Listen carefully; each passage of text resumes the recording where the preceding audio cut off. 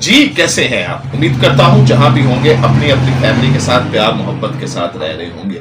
हम भी आपके अपने हैं, हमसे भी प्यार मोहब्बत दिखाते जाइएगा। चैनल को सब्सक्राइब कर दीजिएगा, वीडियो को लाइक कीजिएगा और कमेंट बॉक्स में अपना कमेंट जरूर करते जाइएगा। देवानंद और सुरैया की मोहब्बत एक ऐसी मोहब्बत थी कि जिसके तस्करे आज भी सुनने को मिलते हैं। ये मोहब्बत एक फिल्मी कहानी सी लगती है।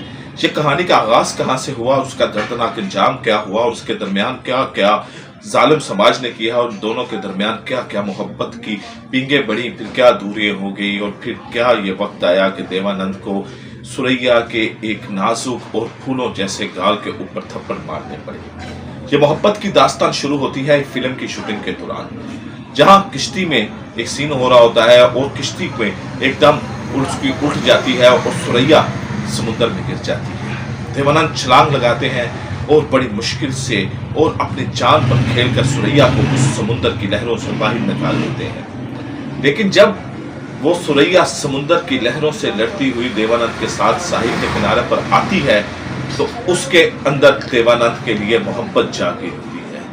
दिल में फूल खिल उठे होते हैं। उस तूफान से तो बच गई लेकिन देवानंद की आंखों से न बच सकी। देवानंद की मोहब्बत में ऐसी गिरफ्तार हुई कि देवानंद के करीब दर करीब ही होती चली गई। देवानंद ने भी सुरैया की मोहब्बत को भांपा और देवानंद को भी सुरैया से मोहब्बत हो गई और दोनों के दरमियान मोहब्बत की पींगे बढ़ना शुरू हो गई। दोनों एक दूसरे के साथ खाना खाने लगे, एक दूसरे के साथ वक्त गुजारने लगे, एक दूसरे के दीदार को तरसने लगे और दोनों की आंखें जब एक दूसरे से टकराती थी, वो फिल्म का सीन हो, वो शूटिंग हो, वो कोई पार्टी हो, वो कोई फंक्शन हो, तो दोनों की आंखों के दरमियान ऐसा टकराव होता था कि दोनों एक दूसरे को देखते रहे। लेकिन इस मोहब्बत के दरमियान सबसे पहले आई सुरैया की दादी। देवानंद हिंदू थे, सुरैया मुसलमान थी और दादी इसमें रुकावट बन गई कि ये शादी नहीं हो सकती। बड़ा कुछ हुआ लेकिन सुरैया ने अपने पांव जमाए रखे, देवानंद ने भी अपने पांव जमाए रखे। देवानंद ने हीरे की अंगूठी बनाई सुरैया को देने के लिए, लेकिन दादी फिर वापस उसमें आ गई और हीरे की अंगूठी देवानंद को वापस देनी पड़ी, जो सुरैया की उंगली की जीनत न बन सकी। सुरैया की दादी ने दिलीप कुमार को बीच में एंगेज किया, दिलीप कुमार को बीच में डाला और कहा कि देवानंद से बात करें, ऐसा ना करें, क्योंकि प्रोग्राम बन चुका था देवानंद और सुरैया का कि वो घर से भागेंगे और शादी करेंगे। दिलीप कुमार ने देवानंद से बात की और कहा कि आप ऐसा ना करें, क्योंकि वो नाजुक दौर था कि हिंदू मुस्लिम फसादात भी हो रहे थे और अगर ऐसी चिंगारी और भड़कती तो फिर ऐसे फसादात होते कि शायद वो संभाल लेना संभलते, क्योंकि अंग्रेज ने सालों साल से इकट्ठे रहने वाले हिंदू और मुसलमानों के दरमियान एक नफरत का बीज बो दिया था और वो आहिस्ता आहिस्ता पौधा बन रहा था और फिर देखते ही देखते वो दरख्त भी बन गया।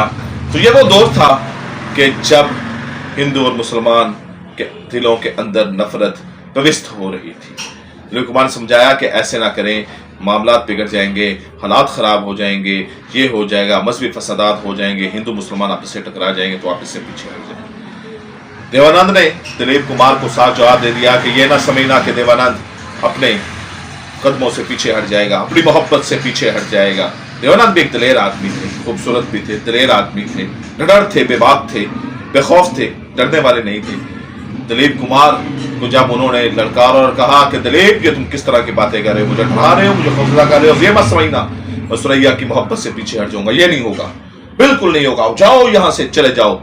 दिलीप कुमार वापस आ गए और देवानंद ये बात जब सुरैया को बताई तो सुरैया भी दिलीप कुमार से नफरत करने लग पड़ी कि तुम भी हमारी मोहब्बत के बीच में आए, मेरे खिलाफ देवानंद को करने आए हो कि पीछे हट जाओ, ये हो जाओ, वो हो जाओ। सुरैया ने दिलीप कुमार से नफरत करनी शुरू कर दी। बहरहाल आहिस्ते आहिस्ते बात स्टेज पर पहुंची कि देवानंद को पीछे हटना पड़ गया। वही जालिम समाज, वही रुकावटें, वही दूरियां, प्रेशर इतना बड़ा कि देवानंद को पीछे हटना पड़ा। सुरैया जाकर देवानंद से मिली और कहा कैसे मर्द हो, मैं औरत होकर अपनी मोहब्बत पे खड़ी हूं। देवानंद जी मैं तुम्हारे लिए खड़ी हूं और तुम मर्द होके पीछे हट गए हो। देवानंद ने समझाया कि तुम्हारी मेरी शादी नहीं हो सकती, ये प्रॉब्लम आ रही है, ये रुकावटें आ रही हैं, मजहब आड़े आ रहा है, रवायात आड़े आ रही हैं, इक़्तिदार आड़े आ रही हैं, जालिम समाज आड़े आ रहा है। देवानंद ने समझाने की सुरैया को बड़ी कोशिश, लेकिन सुरैया अपने पांव पे जमी रही, क्योंकि देवानंद की मोहब्बत में डूब चुकी थी।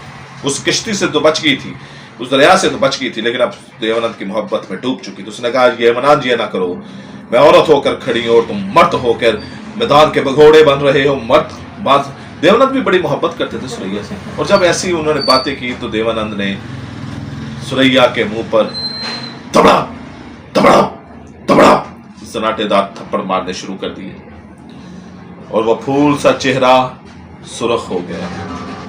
और अक्सर सुरैया अपने गालों पर हाथ रखते हुए उसको सहलाती थी। देवानंद सुरैया से मोहब्बत करते थे, दिल से मोहब्बत करते थे, लेकिन वो ये चाहते थे कि अगर शादी होगी तो सुरैया के लिए मुश्किलात ना खड़ी हो जाएं, सुरैया के लिए कोई मसाइल ना खड़े हो जाएं। इस वजह से देवानंद पीछे हट रहे थे, और इसी वजह से उन्होंने अपनी फिल्म एक्ट्रेस के साथ चंद घंटों में शादी की।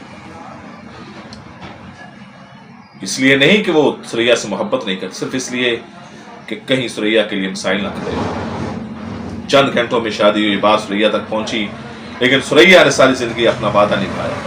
सुरैया ने एक फ्लैट में जिंदगी गुजार दी, उसी फ्लैट में इस दुनिया को छोड़ के चली गई, लेकिन देवानंद से साथ उन्होंने गद्दारी नहीं की। देवानंद के साथ आखिरी सांस तक मोहब्बत करती रही, वफा करती रही, और उसके घर में देवानंद की तस्वीरें निकली थी। जिस फ्लैट में वो जिंदगी गुजारी थी उसकी दीवारें देवानंद की तस्वीरों से भरी हुई थी। देवानंद ने तो उसको अपनी जिंदगी से शायद निकाल कर सोचा होगी अपनी जिंदगी गुजारना शुरू कर देगी, लेकिन सुरैया के दिल से देवानंद नहीं था निकला। सुरैया ने आखिरी सांस तक देवानंद से ही मोहब्बत की। शायद ये जोड़ा बनता तो एक एवरग्रीन जोड़ा बनता।